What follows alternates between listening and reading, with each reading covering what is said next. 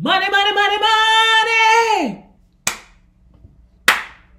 Monday. Money, money, money, money. Hello, world, and welcome to Money Mondays. I'm Timberland Langan, coming to you from Los Angeles, California. And today, guys, I am going to share a little bit about my story with you, some things that I have not ever talked about on this show before. And I may refer to my notes, not because I don't know my material, but because I want to give it to you and give it to you right. So, a little bit about me. I was born and raised in the Mississippi Delta, one of the poorest regions in the United States of America. My parents are highly educated, but my grandparents weren't, and they had a huge impact on my life. I remember as a little girl, I would go to what they call the brickyard in my hometown. And across the street from the brickyard was a cotton field. And I played in that cotton field as a young girl, but even as I started to mature in elementary, there was something about it that made it so uncomfortable as I started to stare at it. And I spent less time in the cotton field. And so and I say all of that to say this, that I did not grow up with a silver spoon in my mouth.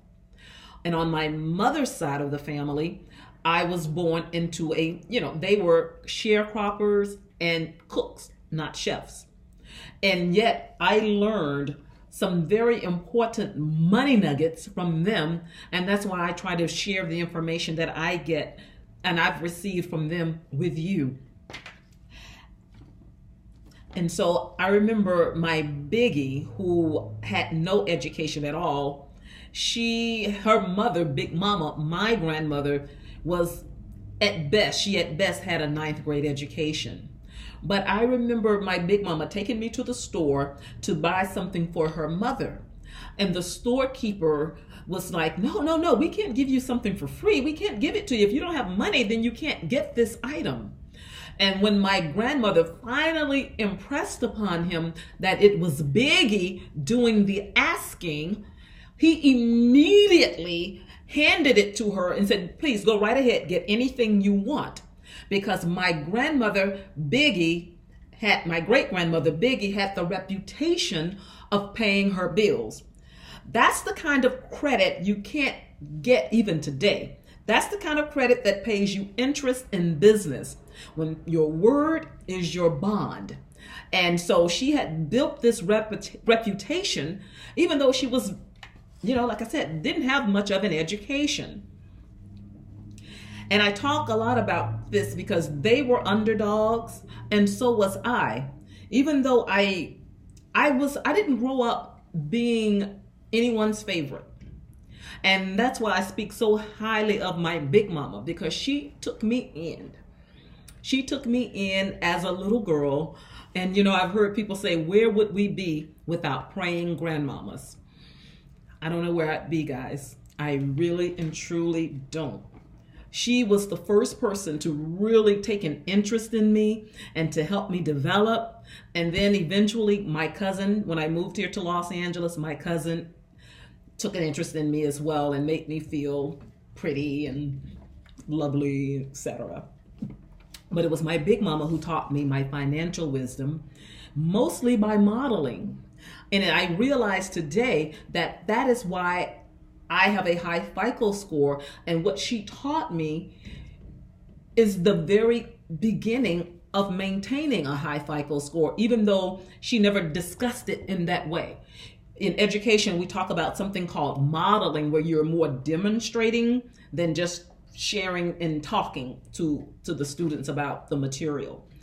And what I learned from my Big Mama are 3 S's that I use in my own financial life that help me.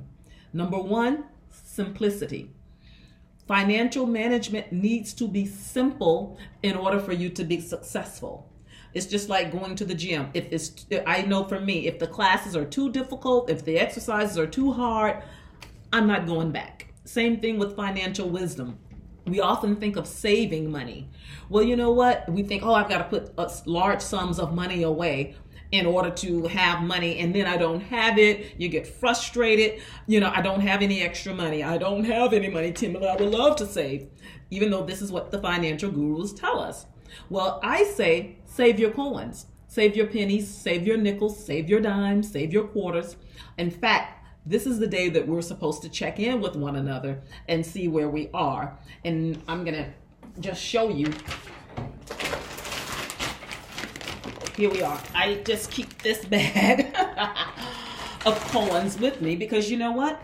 It's easy to do. And I just, it's just nice to have a little something on you. I remember as a little girl, when I was, well, not as a little girl, but as a young woman, moving into, didn't have a lot of money at that time. Coins like this helped me to pay a bill. If an emergency, some situation happened and something happened out of the blue, these coins would help me. If I were hungry and wanted to go to McDonald's, I'd pull out my coin. Oh my gosh, honey, I was the queen of the change. I would go to the machine and just here you go, and get my little burger and go on my merry way. So that's the thing about it. Structure is important, and it needs to be simple. And the second thing is structure. You do it over and over again. You find a system that works and you continue to do it. And saving this way will lead you to saving in other areas, I promise. And so this is an easy practice for us to do. And as I said, I'm going to glance at my notes because I want to make sure I'm giving this all to you. I'm pouring out my heart to you guys. And those two little money nuggets were very important to me as I was building my wealth. And I'll tell you my full story of how I saved enough money to make a down payment on a house in another video. But I want you to understand that money management is a lot like science. Yes, guys, science. For every financial action you take, there will be an equal and opposite reaction. Oh yeah. And I have since added this foundational wisdom, and I do believe that as we are increasing wealth, we need to always remember that sometimes you think, oh, if you're more popular, if you are part of the in crowd, then certain things can happen for you. But what I like about this, science is not a respecter of persons. It is a respecter of the person who does the thing.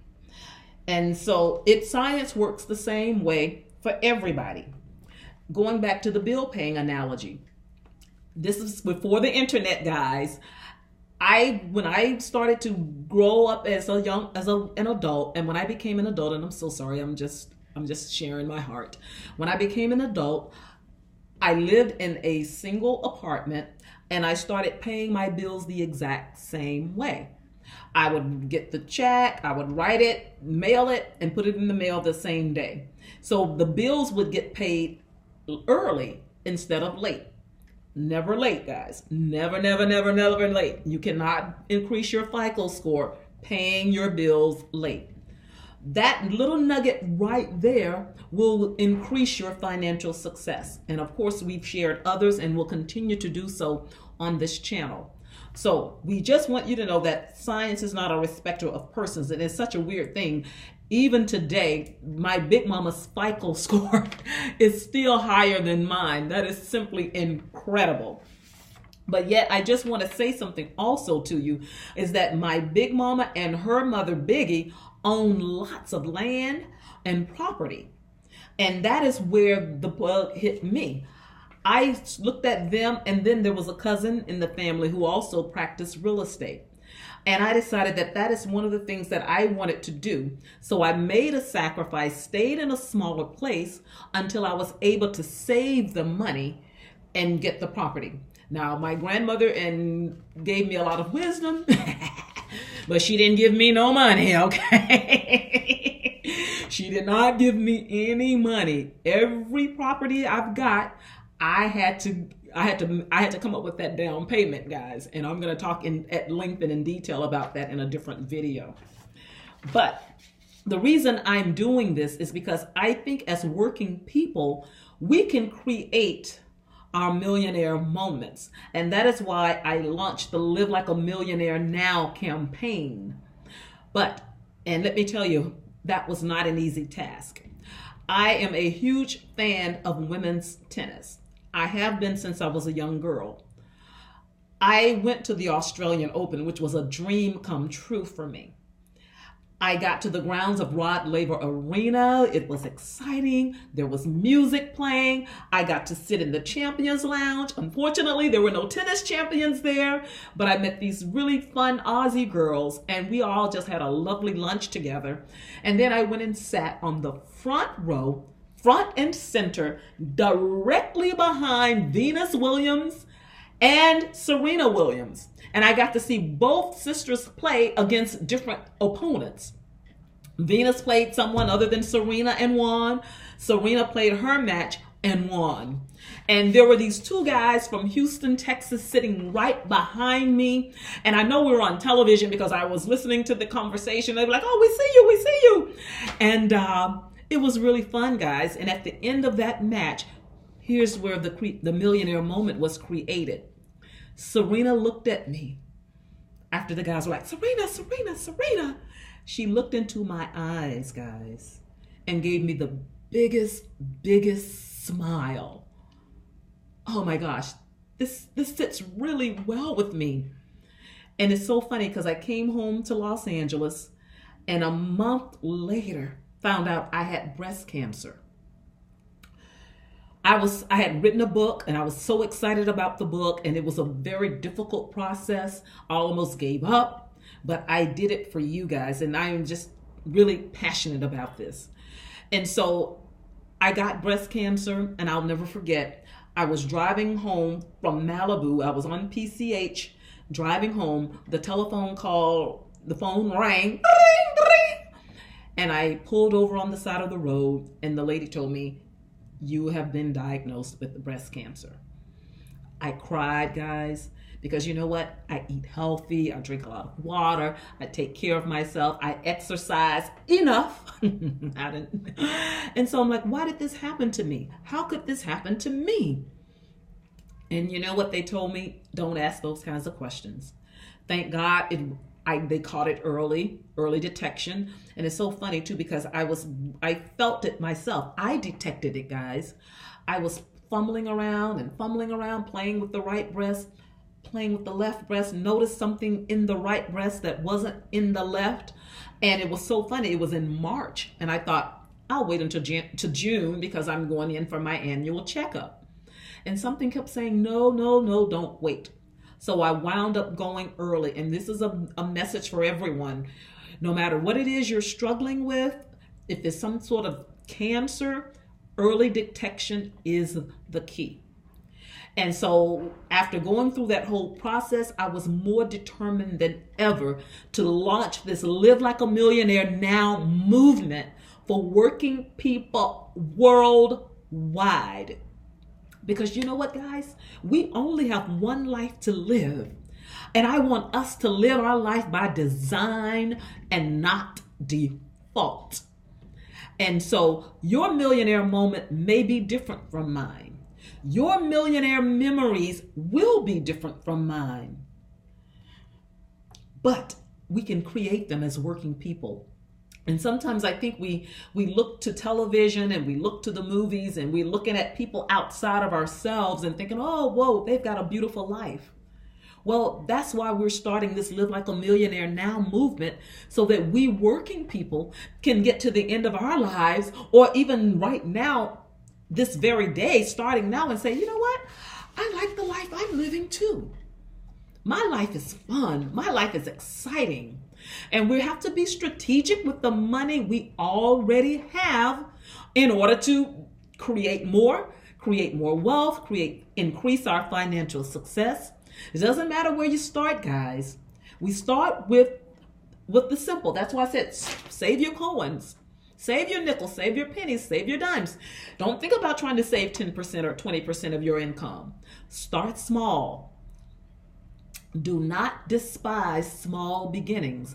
I started small. I have a real estate portfolio that is so incredible, but I started out in a small single with an $8 an hour job. I'll repeat that because the camera went out. I started out in a small single with an $8 an hour job. And so I just want you to know that it can be done. I am going to stop right now because I see the video is getting long and I don't want to continue and just make it too long. And this, guys, believe me, I am so out of my element with this technology, but I promise you I'm going to get it together. I want to thank you all for joining me for these Money Mondays. I would invite you to subscribe. I would invite you to like the channel, tell people about it, tell me what you want to know, and are you saving your coins? Anyways, guys, thank you so much for joining me today. As always, in closing, financial success is not a gift. It is a habit. See you next Monday.